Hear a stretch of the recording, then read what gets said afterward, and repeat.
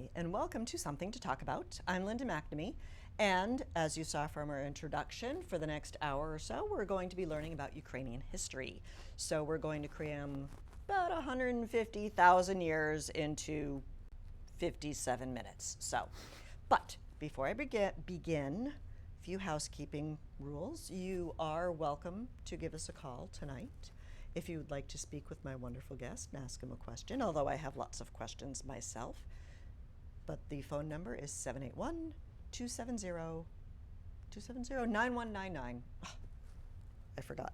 Or you can email me anytime at talk@bcattv.org. If you have a question or a suggestion for a future topic, that's the best email address to find me. I would like to thank the crew for this evening. Chris Flaherty, who's one of the staff members here, makes sure that everything runs smoothly. So thank you, Chris, making sure he's here to support us volunteers, for which I am eternally grateful. Speaking of volunteers, Evan Peckham and Noel Donahue are here giving up their Wednesday night to come hang out at BCAT and help me out on the show, and I also appreciate that. Last but definitely not least, I'd like to thank my husband Paul for staying home for Daddy Date Night. Hopefully the math homework is going well. And don't forget to pick up the other kid at Cub Scouts. Now, I would like to introduce my wonderful guest for this evening, Ilya Miropolsky. Did I say that right? Yes. All right. Got to work on my accent. So, Ilya is a local resident of Massachusetts who is originally from Ukraine, and you love history. Yes, I do. And you are going to help me love history. Yes. Okay. Sure. So welcome. Thank you. So thank you very much for joining me. Actually, because this is history, comes a little bit. Can you tell us a little bit about yourself, where you grew up, and how you came to Massachusetts? So, first of all, thank you for having me. My name is Ilya, and I grew up in central Ukraine, south central Ukraine, in the city of Zaporizhia. Oh, okay. Over here. I came to Massachusetts because I chose to live here. Oh, okay. So we came to United States with work. Okay. And after some time, we decided, hey, we can work remotely, and so where we actually want to live. So, and we conducted some research, okay, and made some trips, and decided that Massachusetts is the best place to live in the United States. Well, I think so. I grew up here, so tried living other places, and I ended up back in Massachusetts. So glad to have you here. So I first met you, well, I didn't actually meet you. I was first introduced to you at the Sculpture Park this past summer when the town of Burlington and many residents purchased the art sculpture that was designed by a Ukrainian artist. And the Sculpture Park Committee was able to purchase it, help out the artist, and they had a dedication ceremony. Yes. And I'm very glad that you were there, because I think it's important, as we were talking before we started recording, that our perspectives, at least for people like my age, are very different than what perspectives are for kids today. I grew up in the 80s, right in the heart of the Cold War, and a lot has changed. So where do we start our history lesson? So we start 150,000 years ago. Which is long before the Cold War. Yes, it is. It was somewhat cold, but it's not a Cold War. That's the time where the first people appeared in Ukraine. They came along the shores of the Black Sea from the Caucasus and from the Balkans. Okay. And they settled here in this northern area. Okay. Now, were there Southern area. local or like native Ukrainians? Or was it just like empty space? So we don't know. We know that Oh, since okay. they came from Okay. out somewhere, they weren't still Ukrainians. Okay. Moreover, there was no such place called Ukraine because there was no words Okay. Right. to as word Ukraine came a bit later in 12th century. Uh, so and here we have all this region is a very fertile soil called Chernozem, a black soil. Oh, okay. Yeah, and through Ukrainian history, it will play a huge role. And part of that is that first agricultural communities in Europe were established here between the Bug and Dniester rivers Okay. about 4 to 5,000 years BC. Oh, wow. Okay. And we will be jumping hundreds and thousands of years because otherwise we wouldn't be able to finish Yeah, in exactly. time. It's kind of hard to crit. Okay. Yeah. Thank so, and we will begin to talk about Slavic people. Okay. So first, Slavic people originated here is in the northern Carpathian slope. So this is the Carpathian Mountains. Okay. Most of the Ukraine is a plain country. Okay. So not much of the natural borders. So Slavic people originated here, and one of the biggest tribes, Polanians, lived in this area. Okay. And three brothers, Ki, Shek, and Horiv, that's what legend tells us, and their sister Libit, from the Polanians, they came into this area and established a city here. Okay. And they called it by the name of the eldest brother, Ki, and this is a Kyiv. Yeah. Okay. It's traditionally it's considered to be 482 AD, so our Wow. era. Okay. And so Slavic people also spread along the Balkans and to the east and north. Okay. They established trading routes through the Dnipro River here with Greek cities along the northern shore of the Black Sea, Okay. with the Byzantium Empire. Nowadays, Byzantium is Istanbul, and with Middle East and with Far East through the nomadic people who lived in these vast Okay. plains. So, and main one of them commodities that they traded was honey. So these areas, as opposed to the whole areas here, are forested. Okay. And Is that the difference between the green and this cream color? not exactly. So okay.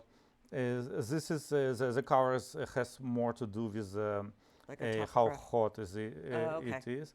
Yeah, but here forest provided some protection from the nomadic tribes. There will be a constant migrations from this area, Manchuria, Okay. in this direction. There will be 1,000 years of migrations of different people, ending up with the biggest one, the Mongol Golden Horde in 13th century. But we'll get there. Okay. So Polanians lived here. At some point in time in 9th century, due to the unprecedented growth of population in Scandinavia, over here, Yeah. Vikings traveled through the Baltic Sea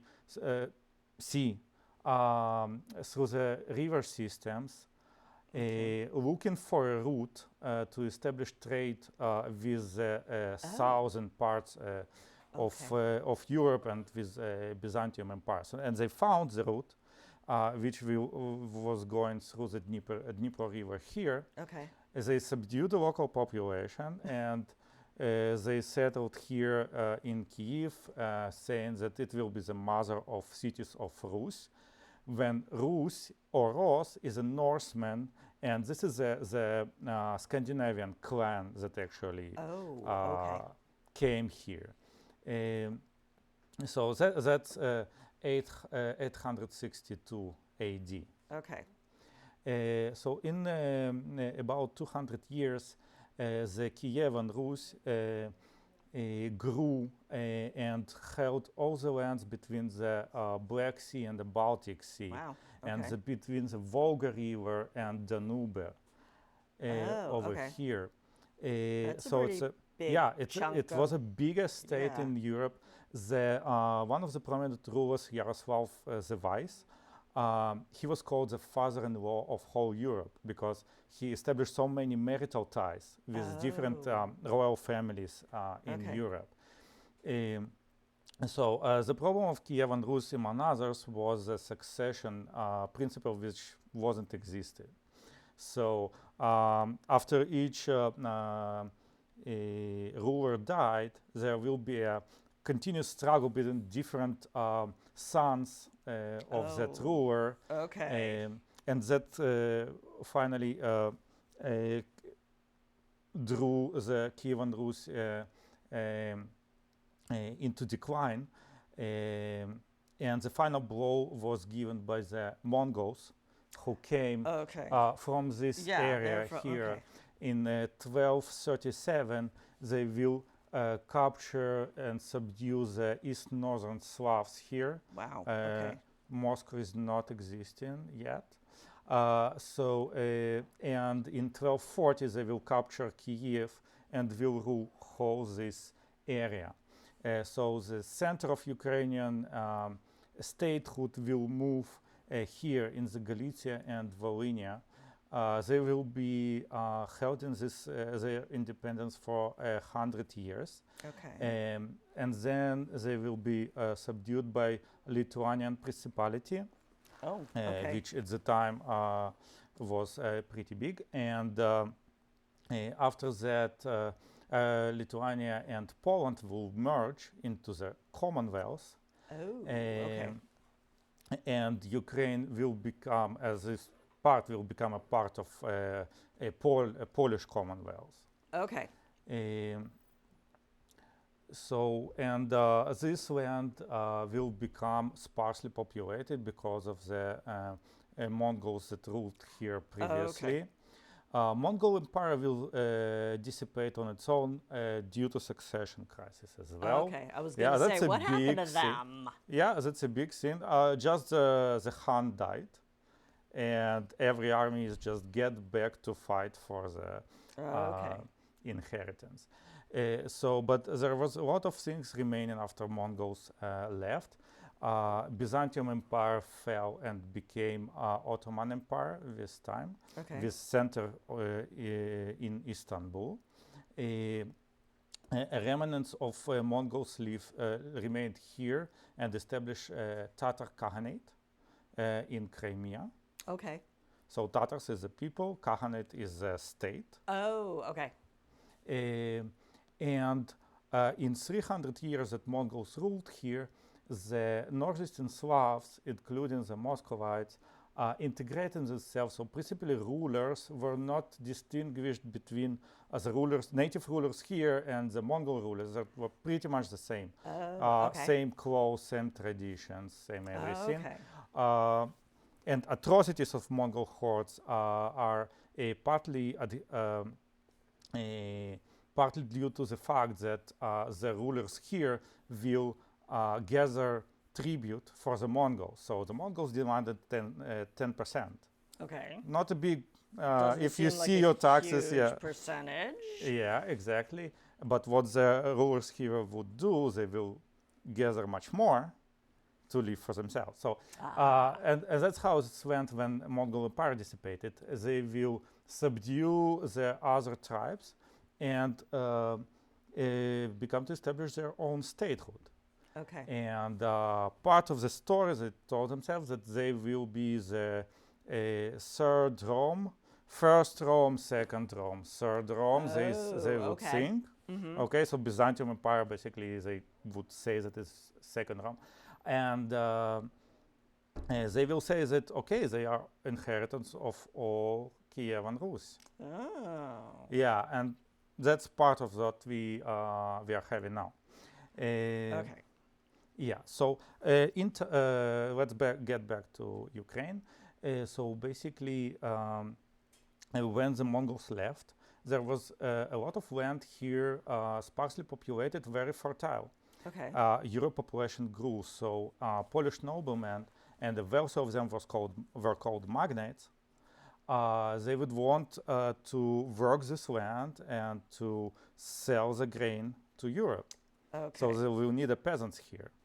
So they will offer. Because they can't do the work themselves, they have to get peasants. Okay. Yeah. Peasants didn't own the land at the time. Right. They were. Was it like a fiefdom type thing? Serfdom. Serfdom. It's called okay. serfdom, yes. So they would work 1 or 2 days on the nobleman field to get the right to work their fields. Okay. So they will offer peasants, 1, freedom of servitude, 10 to 30 years, and bigger land. So the only bold ones and brave ones Okay. would move in this area. Why? Because there will be, first of all, it's unknown. Right. Second, there is Kinda a scary. Tatars raiding for slaves, all this area. So Oh. slave trade was a big thing. And Okay. there was a main business of Tatar Khanate. Okay. And they would sell slaves mainly to Ottoman Empire, but also to European states. And that's why the peasants who moved here were possessing arms, because they had to protect themselves. Okay. It was said that they would be plowing with the muskets at the ready. Wow. Okay, that's intense. And 10 to 30 years freedom of servitude, generations grew up free, considering themselves free, considering Okay. themselves owning of the land. So, that's why we see that part of the culture, freedom is part of the culture. Okay. They will not only work the land, they will also go into the cattle grazing expeditions, hunting expeditions. Oh, okay. So they did more than just grain Yes, farming. Okay. yes. And they will organize, Okay. and they will choose their leaders based on their ability and Okay. experience. And if we consider in American terms about this, so this is a frontier. This is Okay, a wild east. Well, yeah. Okay. Yeah, a wild east, and those will be the cowboys that will go into the wilderness Okay. and do. But they still had that serfdom thing going on then, didn't they? Or no?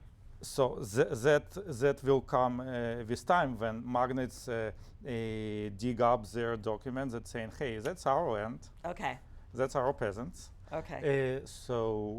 And But the peasants are thinking they're way Yeah. over there, we can do whatever we want. exactly, that's a Okay. generation change. If you see now 19s from 2020s, it's Right. also a generation change. It's That's like 30 true. years. Yeah. Okay. So and you can see the difference in people. Oh, absolutely. Okay. And in They're time, getting organized and okay. these people, the difference between them and the cowboys of the Wild West, among others, is that they encounter a very strong and organized enemy of the Tatar Khan. So yeah. they will need to organize more. They will need to create army to protect themselves. So that would be Cossacks. Were there enough of them to create an army? How Yeah. many of these frontiersmen? Okay. So it's in different times. It was up to 100,000, but Oh, wow. Okay. yeah, it was That's thousands enough to of form people. an army. Yeah. Okay. That will be called Cossacks. Cossack in Turkish is free man. Oh, okay. They will choose their leaders based on election. It was a shouting election, so the party that shouted the most, their candidate. Whoever was louder. Yes. Okay. But But still, it was it's still a an kind of election. democracy, yes. Early so stages. And what year are we talking about? So it's Roughly? 15th to 16th century. Okay. Yeah, so it's 1400s, 1500s. Okay. So they will become to consider themselves as the protectors of Ukrainian people. They will fend off Tatars. Then they will still raid Tatars in 1610. They will raid Kiev, the biggest slave trading port in this region. Oh, They okay. will liberate 30,000 slaves in this raid. In 1624, they will raid Istanbul successfully. Wow. Okay. So they became a very strong force. Yeah. What were they lacking? They were good sailors. They were good foot soldiers, but they were lacking the tanks of the time, cavalry. And Okay. we will see in a moment how this affected the Ukrainian history. Did you see Braveheart, the movie? Actually, I did not, but I am aware of it. What part of it? Yeah. Yeah. So how I it don't get out begins. much. It's with some lower nobleman. Yeah, okay. He is to be married, and some English nobleman comes and kidnaps his wife, and he tries to appeal, tries to get her back, and this ends up in revolt. So Okay. pretty much the same thing happened here. So Bogdan Khmelnytsky was a Ukrainian. He was a Cossack captain. He got a good Polish education. He was to be married for the second time. Okay. Went to some errand. In this time, Polish nobleman captures his lands, kills his son, kidnaps his wife-to-be. He tries to appeal to the king court, get laughed out from the court, and he starts a revolt. Understandable. He's not very happy. Okay. Yes. So, and a lot of people weren't happy because the days of servitude from 1 to 2 became 6 to 7 Oh. a week. Okay. So it's kind of tough. Yeah. And the land diminished as a consequence, and the Cossacks weren't recognized as a nobility by Poles. They weren't assigned the same rights. Okay. So there's a lot of tension was going on. Yeah. So they fed off all the Polish noblemen from the Ukrainian land. Oh wow. Okay. They hold off for 6 years. Okay. And finally, when Poles gathered a bigger force, Cossacks needed to ally with someone who had cavalry. They tried to ally with Tatars. Okay. Tatars weren't a very reliable ally. They just betrayed them on the battlefield. Not a very reliable ally. Yeah. And I get that. the deal was for Tatars to raid Polish villages for slaves, Okay. but Ukrainian villages were closer, so they raided Ukrainian villages, and people were very unhappy about that. Okay. So the revolt started in 1648. In 1654, there was a gathering where the decision was made, the collegial decision was made to side with the Muscovite Empire, a Muscovite state of the time, because were basically two options, Okay. like Tatars or Muscovites. And the deal was struck. We don't have a written document that was lost in time. Muscovites immediately, as we told before, they considered this land their own. Right. It's not, the agreement was temporary. It's nothing that they considered to be obliged by. Okay. So they immediately struck a peace with Poles. They even haven't invited Cossack leadership to the negotiations. So they will use Cossacks a lot and play them against each other. That's playing mean. Yes. Okay. in order to weaken them and in the same time to use them as a fighting force against the Tatars in their war for Crimea. Okay. So in 1775, so it's around 100 years past, the war for Crimea was finally won, mainly by Cossacks, and they weren't needed anymore. So the Catherine II just came 1775 and dissipated the siege. So the main fortress was called siege. She just moved Cossacks to different parts of Russia. So that's why we have Cossacks here. So they just kind of said, okay. Yeah, so it was moved by force. They weren't given a choice. Go, go, go. So, and the real occupation of Ukraine began. So Russian nobles would be assigned lands here. The servitude of Russian kind was a bit different. Peasants were tied to the land. You couldn't move from part to part. You could be sold with the land. And there are a lot of times that peasants would be sold without land. Oh, that's just whole family would be gambled away and sold. Okay, no rules. Yeah, exactly. So the rules is only for the Tsar, nobody else. So it's kind of very similar to slavery. It has its difference, but Ukrainians will remember and they will strive to freedom, and every chance they will get, they will use it. So we'll see in time, despite the 300 years of oppression by the Tsar.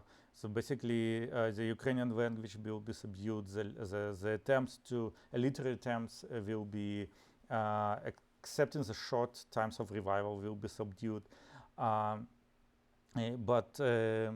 as soon as the Russian Empire fell in 1917, Ukrainians immediately started to organize into a state. Here's their opportunity. Okay. Yes. So 1917 to 1921, there will be a Ukrainian state here. A small and short-lived Tatar Republic of Crimea will formulate their intent to join with Ukraine. They will be subdued both by the Red Army and the Soviet Union will be established on these lands. Okay. So Soviet Union was like everywhere, though. No, the border. So the border will lie here, and then after pact with Hitler in 1938, the Molotov-Ribbentrop Pact, they will get to here. Okay. Like this thing. Yeah. So it wasn't like that. That's it. Okay. Not everywhere, but a lot of So all this whole half. Okay. Yeah, exactly. And so when the Russian Empire captured these states, it first became an empire because they had an exit to the to the Atlantic Ocean and the Pacific Ocean. Okay. So that's a very, very important thing for empires to have. Well, yeah. So Soviet Union, the Second World War will begin as soon as Nazis are repelled from this region. Ukrainians will try to organize again. Okay. So they will try to organize when Soviets are repelled and Nazis coming in. They will try to organize. Nazis will subdue them, the Nazi Germany, and then the other way around. Pretty much the same will happen. They will try to organize a state, and the Soviets will subdue them on their way. 1944, due to alleged crimes of Tatars during the occupation or Nazi occupation, Stalin will gather Tatars into a cattle carriage and move them all the way to Kazakhstan. Oh, okay. 80,000 households were forcefully deported. 8,000 people will die only on the road, and Ooh. that's a not pleasant place to live at that time. Yeah, okay. So only in 1980s, most of the people of the Tatars could be allowed to return to this area. Wow, okay. So, and August 21st, 1991, short after Soviet Union dissipated, Ukraine will announce their independence. They will have a referendum confirming that that's the actual desire of the people to be independent of the Soviet Union, and that's the start of independence of Ukraine. Okay. 1994, United States, United Kingdom, and Russia will offer Ukraine to disarm from its nuclear weapons as the biggest arsenal in the world at the time. Oh, wow. Yeah, because Soviet Union keeps their weapons here. Okay. So they will give up their weapons for the assurances of the integrity of their borders by those three countries. So that's not. Yeah, I'm not sure I would trust them, but okay. Yeah, exactly. So, 2004, Russians tried to fake the elections and get the pro-Russian candidate be elected in Ukraine. Okay. People go to the streets. It's called the Orange Revolution now. Peaceful protest that resulted in Supreme Court denouncing the elections. Supreme Court of Ukraine denouncing the elections due to multiple violations of yeah, the freedom we're not going to count that election because it wasn't fair. Yeah, exactly. And international observers will be will come to Ukraine and observe, supervise the elections. And after free elections, the pro-European Union candidate will win, and Ukraine will start its way to European Union. In 2010, the same candidate who lost in 2004, 2010 he will win now. In a fair election, due to the fact that he denounced his intention to integrate with Russia and said that he will go with the European Union plan. So he said what everybody wanted to hear. 2013, he refused to sign the European Union Association Agreement. So he changed his mind, which he probably never really decided. Okay. Exactly. So people go to the streets the same way, peaceful protest, students mainly, and suddenly they are very violently oppressed by the riot police. And after that happens, you could read in the press of the time that they are beating our children. So the grown-ups will go to the streets, and there will be more and more people coming to Kiev from all over Ukraine to protest.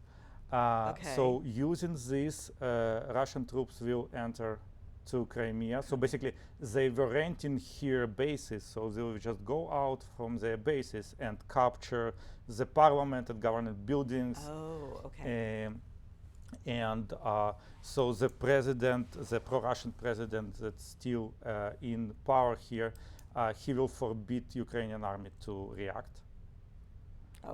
So he will forbid them to do anything.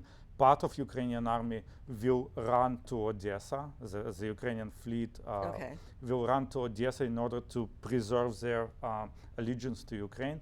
Part will join the Russian forces and betray their oaths to Ukraine.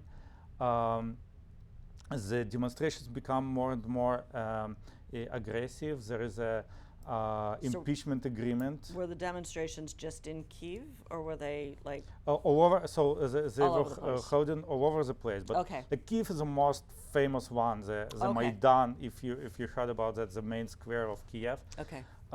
So before the impeachment vote could be held, Yanukovych, the pro-Russian president, would flee to Crimea and then to Russia. And he resides somewhere here in Rostov Oblast. And basically, at the same time, there will be shootings already at the streets of Kiev. Wow. So police will try to shoot the demonstrators. They will subdue the police. The temporary government will schedule a new election, and in May 2014, the democratic process will be renewed in Ukraine with new fair elections. Using that period, Russian forces will try to capture Odessa, Melitopol, Mariupol, Donetsk, Lugansk, Kharkiv. They will try to capture state buildings all over the place. In part, they will be repelled by Ukrainian police. In part, they will be repelled by Ukrainian people, just who took whatever they could find and went and repelled those. In Donetsk and Lugansk, though, they will succeed with the help of Russian army. So the Russian army is helping them now. I'm sorry. So it's the Ukrainian army. No, Russian The army. Russian army. Okay. Yeah. So that's Russian forces. Okay. And they will succeed, and they will announce here two people's republics that held a referendum that nobody recognized, including Russia, that they will be independent states. The fighting will be going on all the time on this border. Okay. And unfortunately, in February 24th, 2022, Russian forces will invade Ukraine from 7 different directions, while the main ones will be from the north, from the Belarus, from the northeast, from east, and from the south. Okay. Wow. Yeah, and I very much hope Ukraine will win and repel Russian invaders, restoring integrity of its borders, and finally we will have a chance for peace. Wow. That's pretty intense. So, I don't know if you can answer this for me, but since February, when Russia invaded Ukraine this latest time, Ukraine is trying to get help from United Nations and from the... How do they go about doing that? Do you know any... Yeah, so basically... and what do they have to do, and why hasn't it happened yet? So, Ukrainian president, the president of Ukraine, Vladimir Zelensky, and people who he's working with,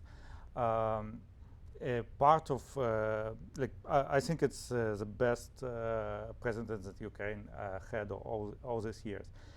But part of his ability is media. So he's a businessman in the media space. Okay. And what he did, he created a media campaign explaining the nations of the world what is really going on, because a part of the tragedy of 2014 was that nobody outside Ukraine understood what's going on. Exactly. Yeah, so, and even in Ukraine, it wasn't clear to everyone. Okay. Because the media coverage, the only professional media coverage was coming from Russia. So it's not It's the like most a objective. Yes, so it Yeah. was Okay. basically a propaganda campaign. Yeah. And it took time for Ukrainian international journalists to get Figure their it out. voice out there Okay. and explain what is really going on. Okay. So now I think Ukraine is doing a very good job of explaining itself Okay. and explaining what is really going on, Right. and creating this clear picture of what Russian forces are doing, Okay. and asking for help. Okay. So the nations of the world, United States and United Kingdom, and other European nations, they are really helping. Australia, Okay. Israel also. But we just hope that this help, that help that is being given, and the help that Okay. will be given will be enough for Ukraine to succeed. So governments aside, because governments have their own agenda, what can regular citizens do to help the current situation? So Is it just a finance thing, or is there, a media? so I don't first know. of all, What do you see? first of all, get educated, get to know what's really going on. So it's a great YouTube channel, the Privateer Station, which is basically a translation of some of the Ukrainian YouTubers. So Okay. it's someone who translates them into English, and those are pro-Ukrainian, as you would Okay. understand, but they really cover the facts. So Okay. and that would be a great start to just know what's going on. So people could send an email to their representatives, Okay. to the Congress representatives, saying, "Hey, we want to support Ukraine," Okay. and that goes a long mile. And finally, you could donate. Google United 24, one word. Oh, okay. Like So 2-4 or spelling out 24? 24. 2-4. Okay. Yeah, united24.gov.ua. That's a website you can choose a cause. Oh. Okay. You can donate Cool. for Okay. like military. You can donate for humanitarian aid. You can donate in the military. You could choose like what Okay. exactly you want to donate for, and yeah, help. You can help this way as well. Okay. Now I'm curious more about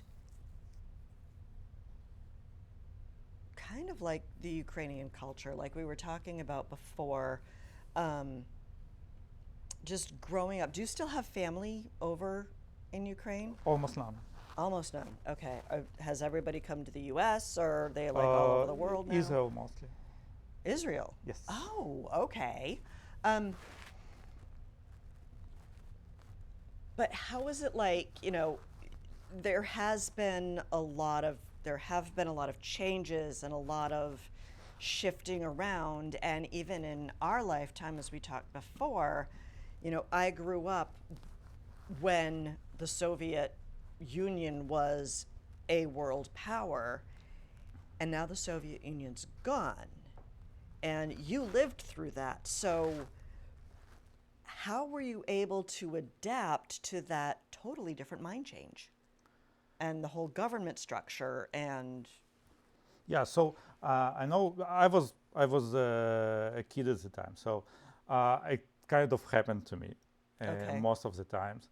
I remember my parents having a hard time to understand what's going on and like how the capitalist economy works. right, okay. Yeah, and that election means something, because like in Soviet Union just didn't mean anything. Right. And suddenly in Ukraine they get a real pride that their election are fair, Okay. Yeah. as opposed to many states like the post-Soviet Right, states. okay. So and there is a huge economic changes, and there's a lot of like the financial pyramids that erupted in 90s. Okay. Yeah. A lot of people got robbed. A lot of factories closed. A lot of suddenly you have a lot of products you cannot buy them.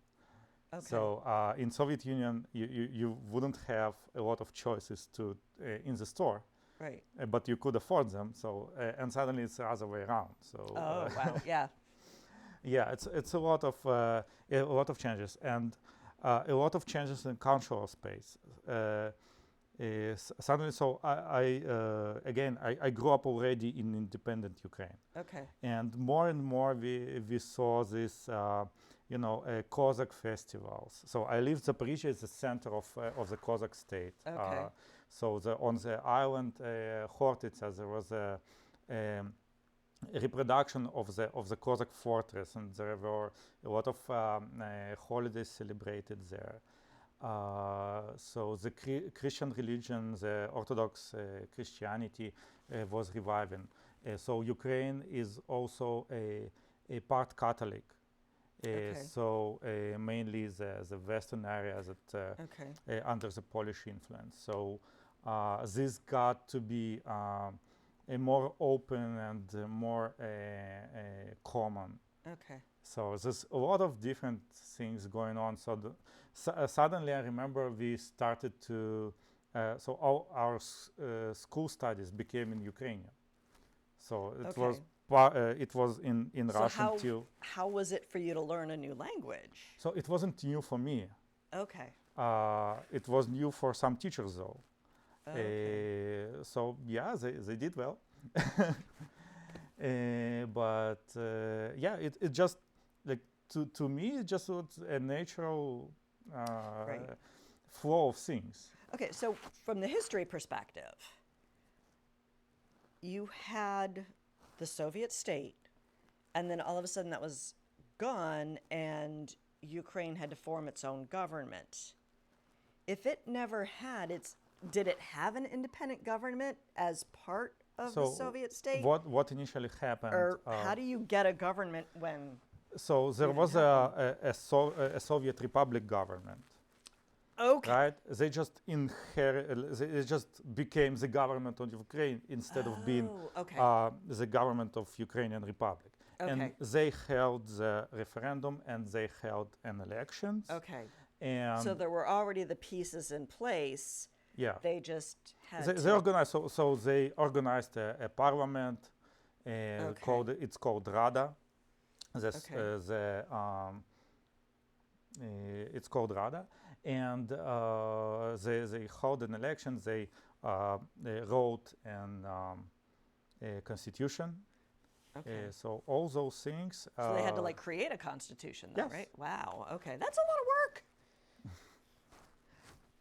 Yeah, it took them. If I remember correctly, it's 1 or 2 years till this process was finally done. That had to be a crazy 1 to 2 years because there was a lot of structure was missing. Yeah.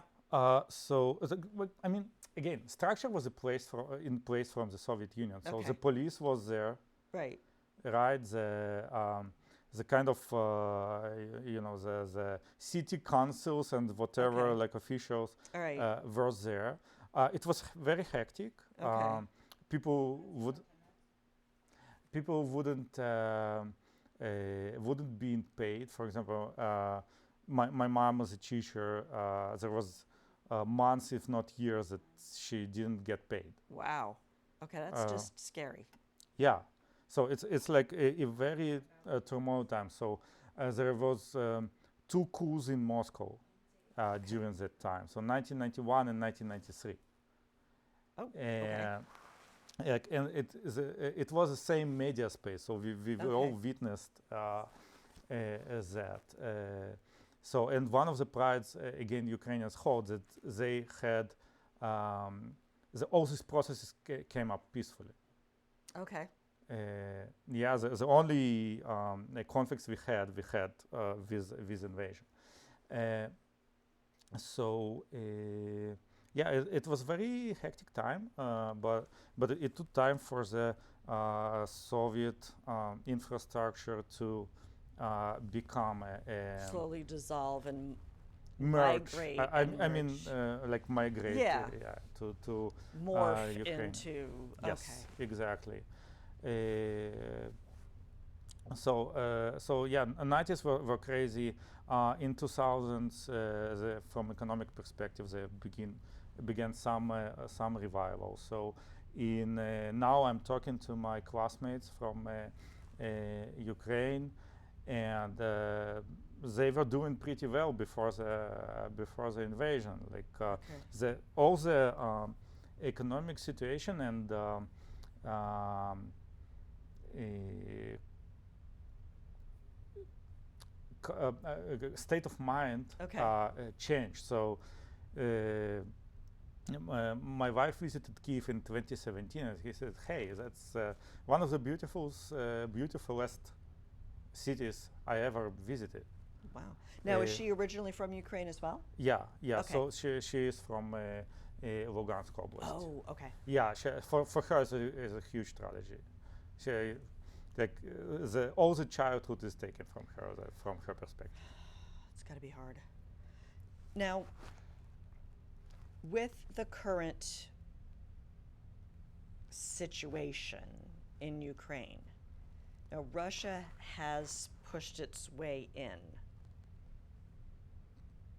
Is there, what are the scenarios of either Ukraine pushing them back and restoring the original borders, or the border changing?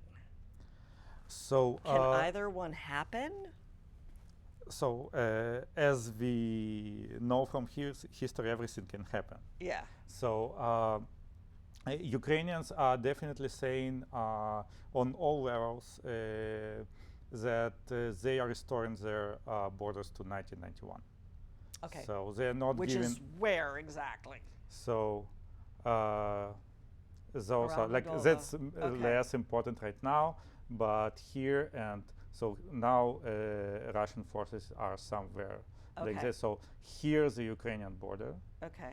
and the Crimea is Ukrainian. I'm going back to Crimea. Yes. Okay.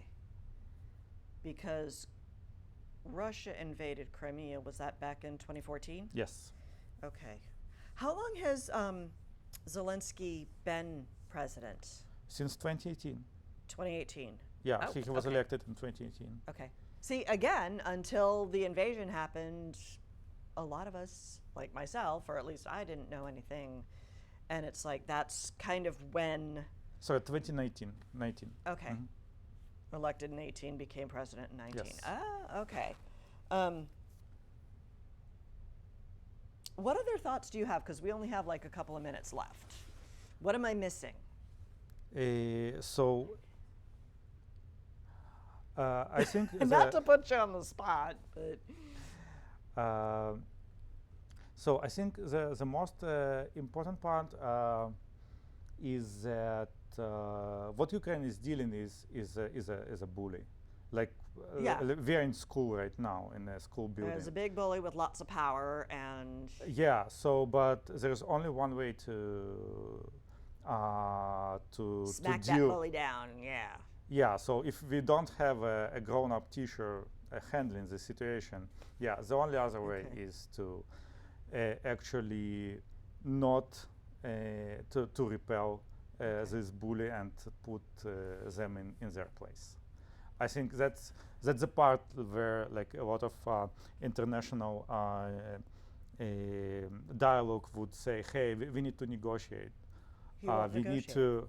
It's Negotiation is not an option. unfortunately, because they constantly violate the agreement, so Right. there is no. Now, back when the invasion first began, there were a lot of Russian soldiers that were just saying, no, I don't like this. I'm just going to turn myself into the Ukrainian forces. Is that still happening as much now? Because it just doesn't seem to be. I think part of them just happened to be surprised by suddenly Ukrainians appearing and Fighting back. and held in and like subduing them. Um, now it's happening more that they are willingly trying to kind of run to the Ukrainian side because they now were fed a lot of propaganda too. Yeah. My understanding, anyway, my not so objective opinion, was the Russian army was told this, and then they get there and they realize it's this, and they're like, no, I'm out of here. So but part of this. So it needs a lot of bravery to say this. Yeah. But yeah, a lot of them just suddenly realize that so they were told that there are Nazis in Ukraine. Oh. That okay. they hate Russian speakers. Okay. So while like a good portion of Ukrainian population is native Russian speakers, my mother tongue is Russian, and I'm totally pro-Ukrainian. So that's nothing to do with this. But what the Russian propaganda would say, hey, they hate Russian speakers. They oppress everything Russian. They are Nazis who ruled by a Jew. Right. I mean, it's total. It doesn't make any sense. And then they come to Ukraine and they see how well people are doing, how beautiful the cities are, how like the simple example. There was an interview with one of the prisoners, and he's saying, restroom, yeah, the regular one, outside in the hole in the ground. Yeah, that's how they live in parts of Russia. So they were like surprised and overwhelmed seeing that there is a toilet in the house. Yeah. Wow. Yeah, indoor plumbing. In every house. Then they're like, wow, okay. Yeah, nobody washes their clothes in the river. You don't? Yeah. Wow.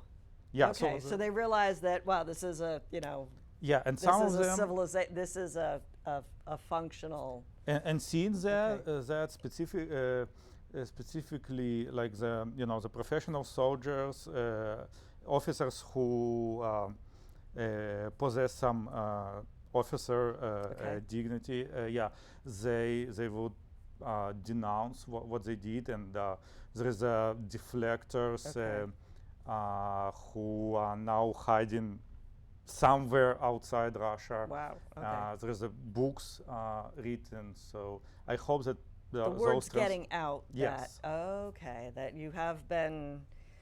They're trying to brainwash you, but you know what? Yeah. We're out of time. Thank you so much for having me. Thank you. I really learned a lot. I appreciate your perspective and helping me fill in some of the pieces. So thank you very much. And I also want to thank everyone for tuning in at home. I hope you've enjoyed our history lesson, and I hope you have a better appreciation that the world, in fact, is getting smaller, and we are all part of the human race. So anyway, thank you for tuning in.